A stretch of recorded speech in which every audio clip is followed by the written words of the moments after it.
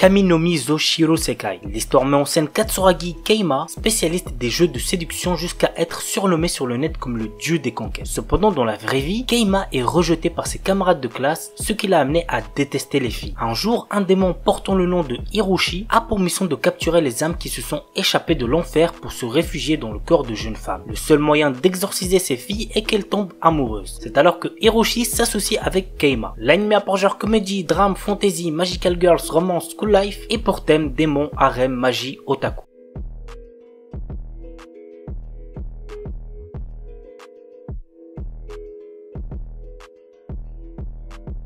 Kaze no Stigma. L'histoire tourne autour de Kazuma Yagami. Il est un descendant d'une lignée qui maîtrise le feu à l'aide de techniques ancestrales, mais comme il n'a aucun talent dans ce domaine, sa famille l'a chassé. Ouais, c'est très triste. Parti vivre à l'étranger, Kazuma a développé d'autres techniques autour du vent après avoir signé un contrat avec le roi de l'esprit du vent, un exploit qu'il est le seul à avoir réalisé. Revenu vivre au Japon, on fait désormais appel à lui pour résoudre certaines affaires. C'est alors qu'il rencontre sa cousine Ayano et son frère Ren qui maîtrisent tous les deux le feu. L'anime a pour genre action, comédie, fantasy, roman, shonen, slice of life surnaturel et pour thème magie.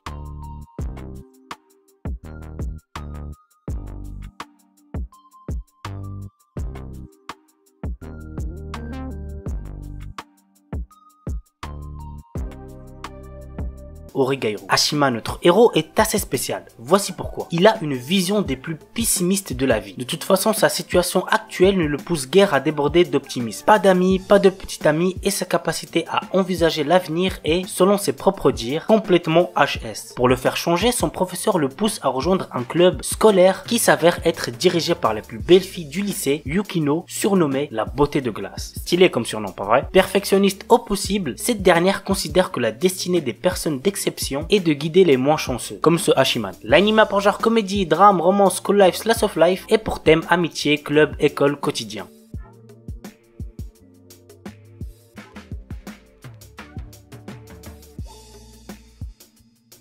Et on termine avec Dororo. Yakimaru, notre héros, est infirme. 48 parties de son corps ont été vendues à autant de démons avant sa naissance. Rafistolé par un chirurgien compatissant, adolescent, il se découvre d'étranges pouvoirs psychiques. Accompagné de Dororo, un petit voleur espiègle, il arpente le Japon à la recherche d'un endroit où vivre en paix, affrontant au passage esprit et force obscure. L'anime a pour genre action, aventure, fantastique, historique, surnaturel et pour thème démon, handicap, histoire, samouraï, vengeance.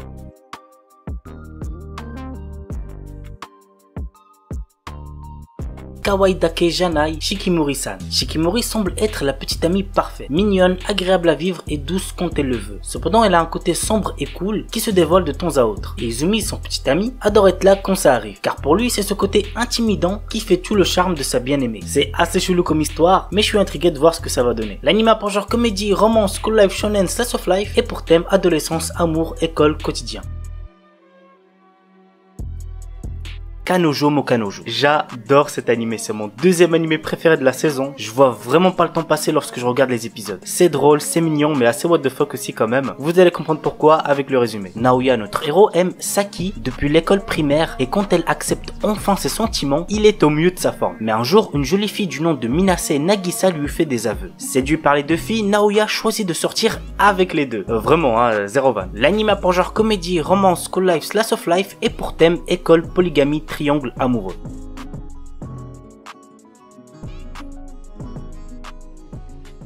Engage Kiss. Shu, notre héros, est à la tête d'une petite entreprise, mais il est toujours fauché à cause de son côté dépensier. Kisara, qui fréquente les locaux de la société, est constamment inquiète pour son bien-être et s'immisce peu à peu dans sa vie, ce qui ne semble pas vraiment plaire à Ayano, l'ex-petite amie et collègue de Shu. L'anime a pour genre comédie, romance et pour thème travail.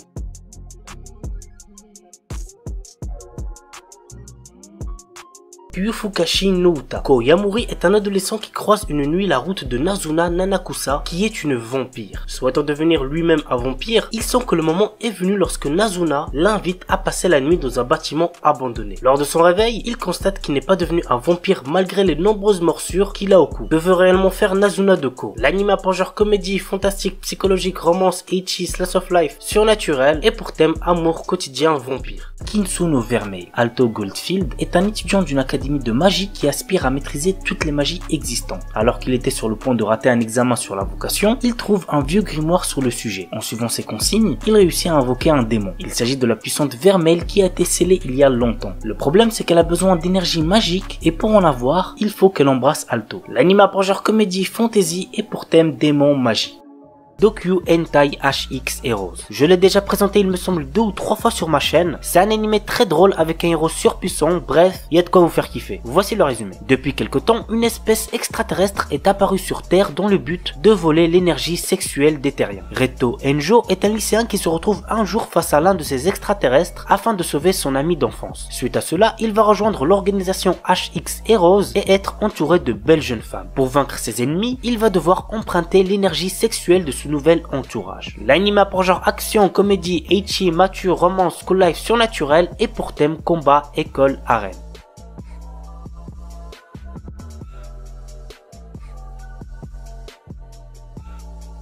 On commence avec un animé que j'ai déjà présenté récemment, il s'agit de Nagatoro-san. Alors lorsque je l'ai présenté, j'avais regardé que le premier épisode qui m'avait absolument pas plu, mais pour ce qui est du deuxième et du troisième, eh bah c'était pas mal du tout. Franchement j'ai bien apprécié et j'espère que ce sera la même chose pour la suite. Bref, voici le résumé. L'histoire nous entraîne dans le quotidien d'un lycéen timide passant ses après-midi seul dans la salle du club d'art. Un jour, il attire l'attention de Nagatoro, une lycéenne en première année au caractère très taquin. En effet, cette dernière passe ses journées à se moquer de lui et à le martyriser. Cependant, entre l'intimidation et les taquineries, quelque chose d'autre commence à fleurir. L'anime a pour genre comédie, romance, school life, slice of life et pour thème école quotidien.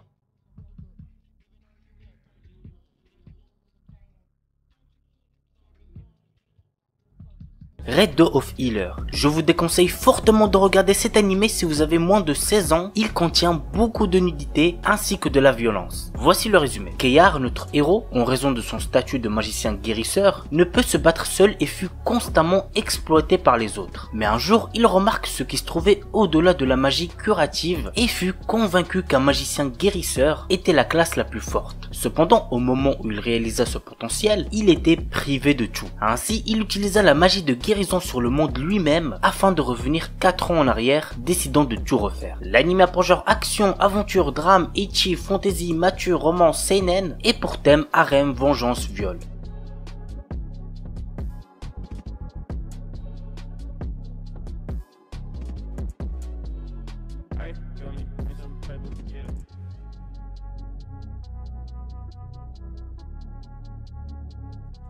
Oredake Hairiru Kakushi Donjon Kasuri Kitaite Sekai Saikyo. Une légende raconte qu'il existe un donjon caché renfermant des trésors et des objets rares. Troisième fils d'une famille noble ayant été ruiné, Nor, notre héros, a aussi perdu son travail. Il acquiert alors une compétence lui permettant de créer, d'attribuer et de modifier d'autres compétences. Pour l'utiliser, il doit accumuler des points en effectuant des tâches telles que manger des repas délicieux ou séduire de jolies filles. L'anime a pour genre action, aventure, comédie, ecchi, fantasy et pour thème harem magie. I'm Standing on a Million Lives. Yusuke Yutsuya, collégien distant, mais doté d'un grand sens de la logique, est transporté dans un monde alternatif qui ressemble à un jeu. Avec Iyu Shindo et Kusue Akuzaki, deux filles de sa classe, il devient ainsi le troisième joueur à entreprendre une quête parsemée de dangers. Par sa nature dénuée d'émotivité, Yusuke parvient à faire face aux situations les plus délicates grâce à son détachement, jouant même parfois avec la vie de ses compagnons. Pourra-t-il protéger son groupe des attaques de monstres et des puissants ennemis qu'il rencontrera et ainsi remporter la victoire à la fin de ce jeu? Si vous voulez le savoir, vous savez ce qu'il vous reste à faire. L'anime a pour genre action, aventure, comédie, drame, fantasy, romance, shonen et pour thème autre monde, combat.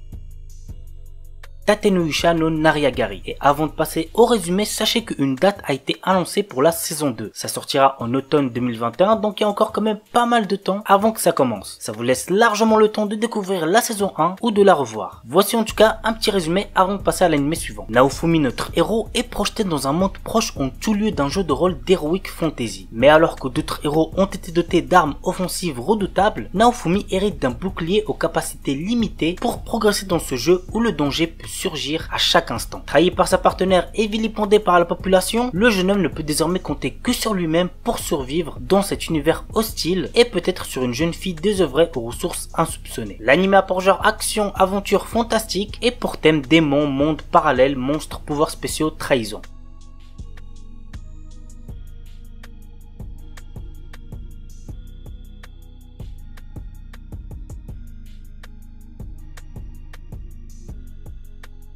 Trigun. C'est un anime qui est sorti il y a très longtemps, en 1998 quand même, mais bordel ce que j'ai kiffé cet animé. Vraiment un pur régal. Voici le petit résumé. Sur une planète brûlée par les rayons de deux soleils, des colons d'un autre temps traînent leur misérable existence dans de petits villages qui rappellent le Far West américain. Vache tempête, notre héros appartient à ce monde sans foi ni loi. Grand, blanc, baraqué, les cheveux coiffés en pétard, il porte le doux surnom de Typhon humanoïde. Il est accusé d'avoir anéanti des villes entières, de terroriser les femmes et d'avoir commis divers actes odieux indéterminés. Recherché mort ou vivant, la prime placée sur sa tête s'élève à 60 milliards de dollars. Il est par ailleurs perpétuellement suivi par Meryl et Millie, deux jolis agents d'assurance chargés de prévenir ces futures catastrophes. Le pire, c'est qu'en réalité, notre héros est un grand pacifiste qui ne ferait pas de mal à une mouche, mais sa maladresse atteint des sommets. L'anime a pour genre action, aventure, comédie, drame, science-fiction, shonen et pour thème post-apocalyptique western.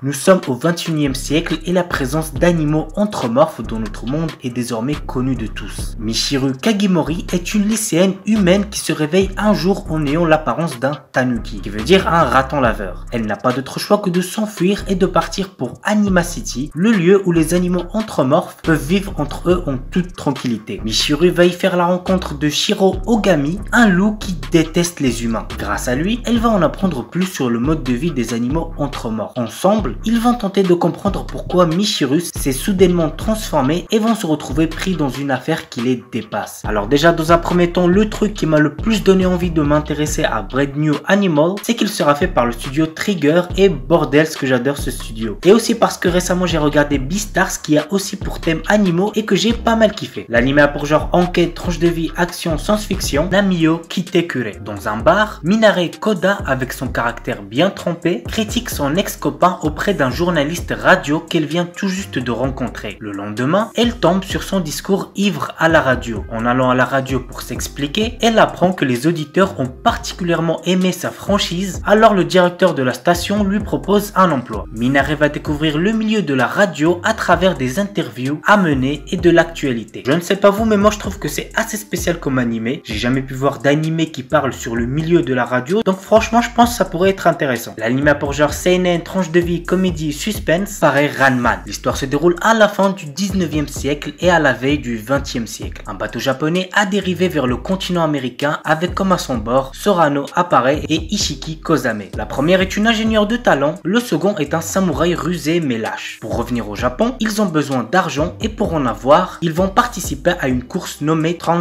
America Wild. De nombreuses personnes participent à cette course qui relie Los Angeles à New York. Avec leur voiture à vapeur fraîchement construite, réussiront-ils à passer toutes les épreuves qui les attendent pour gagner? Si vous voulez le savoir, go mettre cet animé dans votre liste d'animés à voir pour ce printemps. L'anime a pour genre tranche de vie, action, aventure et Katsute Kamidata Kemono Tashie, un animé que je viens de finir tout juste récemment que j'ai bien apprécié. Et pour ceux qui se le demandent, j'ai pris la photo que vous voyez sur la miniature de cette vidéo dans cet animé. Alors que la guerre civile entre le nord et le sud faisait rage depuis des années, la force militaire du nord utilisa la magie pour créer une unité de soldats surpuissants. Ces guerriers, mi-hommes, mi-bêtes, furent appelés divins. Ils ramenèrent la paix et furent traités en héros par le peuple. Aujourd'hui, craints de tous, les divins sont traqués car tôt ou tard, ils perdent la raison et deviennent une menace. Nancy Charlotte Bancroft est la fille d'un de ces divins. Déterminée à venger la mort de son père, elle suit l'énigmatique chasseur de bêtes, Hank. Avec lui, elle est entraînée dans une traque impitoyable des divins devenus des monstres. L'anime a pour genre action, aventure, drame, fantasy, pour thème dieu, déesse, guerre, monstre, et compte un total de 12 épisodes. Dick Grayman. Alors je commence avec lui parce que je viens de le finir récemment, je l'avais déjà commencé il y a très longtemps, mais sans l'avoir fini. Là ça y est, j'ai vu la saison 1 et la saison 2 sortie en 2016. D'ailleurs la saison 2 elle a bien pris son temps pour sortir car la saison 1 était sortie en 2006. Mais bref, franchement les gars, allez voir cet animé, il y a beaucoup d'épisodes, c'est vrai, mais le kiff est assuré. Voici le résumé. La fin du 19e siècle. Dans cette période sombre, le monde est envahi par des démons dirigés et créés par le conte millénaire qui veut détruire l'humanité, les Akuma. Ces Akuma sont en fait des machines de guerre dont l'âme est celle d'une personne décédée, rappelée par un proche envahi de tristesse et de désespoir. Dans cette série, nous suivons les aventures d'Alan Walker et de ses amis au sein de l'organisation de l'ombre, horde créée par le Vatican pour contrer les agissements du conte millénaire. L'organisation est composée des apôtres de Dieu, les exorcistes choisis par Dieu pour combattre le mal. L'anime a pour genre action, aventure, comédie, drame, fantasy, historique, shonen, surnaturel, pour thème démon, religion, et compte un total de 116 épisodes.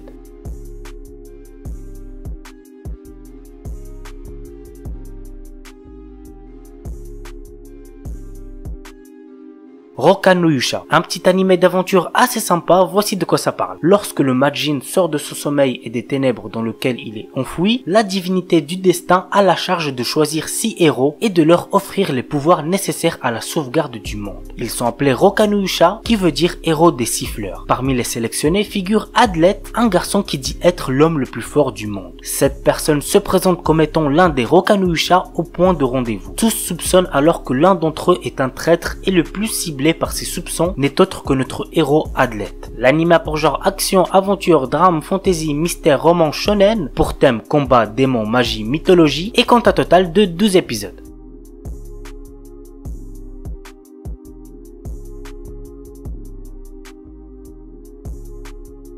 Charlotte. L'histoire nous entraîne dans un monde où certains enfants, durant la puberté, développent des pouvoirs spéciaux. Ces enfants sont nommés Esper. Yu Otosaka, l'un d'eux, semble être en apparence un simple lycéen. Cependant, ce dernier a la capacité de pouvoir se glisser et de contrôler entièrement le corps d'une personne, mais seulement durant 5 secondes. Yu a utilisé cette compétence durant des années pour atteindre ses objectifs, ce qui lui a permis de pouvoir rentrer dans un lycée prestigieux. Un jour, il est pris la main dans le sac par l'énigmatique Nao Tomori. Ne pouvant plus reculer, lui et sa sœur Ayumi sont contraints d'être transférés à l'académie Oshino-umi, un établissement pour des étudiants aux capacités surnaturelles. Le bureau des élèves de cette école, mené par la fameuse Nao, est chargé de traquer les adolescents abusant de leur pouvoir. Ainsi, Yu se retrouve obligé de rejoindre le BDE qui, jour après jour, va le mener sur la vérité qui attend tous les détenteurs de ses capacités surnaturelles. L'anime a pour genre action, comédie, drame, romance, pour thème école super pouvoir, et compte un total de 13 épisodes.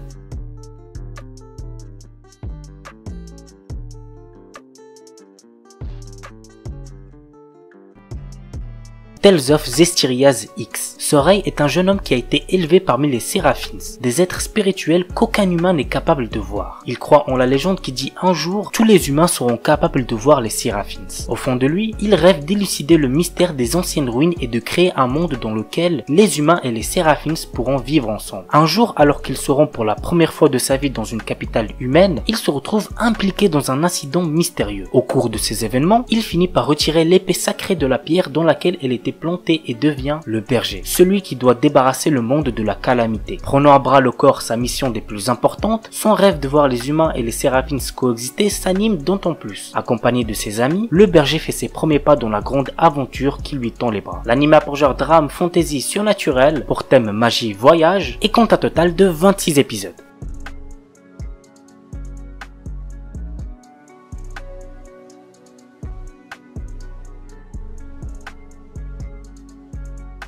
Maogakui no Fute Kigusha. Le roi démon tyrannique s'est réincarné après 2000 ans. Cependant, il n'arrive pas à trouver sa place à l'académie qui forme les candidats au titre de roi démon. Il a du mal à s'intégrer. Après avoir éradiqué les humains, les esprits et même les dieux, il commença à s'ennuyer de cet état de guerre perpétuelle et se réincarna avec un idéal de paix. Cependant, il ne s'attendait pas après 2000 ans à ce que ses descendants aient été ramollis par des siècles de paix et à ce que la magie ne soit plus que l'ombre d'elle-même. Anos, le roi démon tyrannique, intègre alors l'académie du roi démon qui enseigne à tous les prétendants au rôle de roi démon. Cependant, les professeurs de l'académie n'arrivent pas à déceler ses vrais pouvoirs et en fait un paria. Dans leur tête, le roi démon légendaire était quelqu'un de tout à fait différent. Alors que tout le monde le rejette, il peut tout de même compter sur Misha, la seule élève qui lui est sympathique. Le roi démon en mal d'intégration va devoir refaire l'ascension du monde démoniaque. Allez voir cet anime les gars si c'est pas déjà fait, il est très lourd, franchement vous allez kiffer. L'anime a pour genre action, comédie, fantasy, romance, school life, pour thème démon, magie, monstre, réincarnation et compte à total de 13 épisodes. Et dernier petit truc, il est déconseillé aux moins de 16 ans car il contient beaucoup de violence.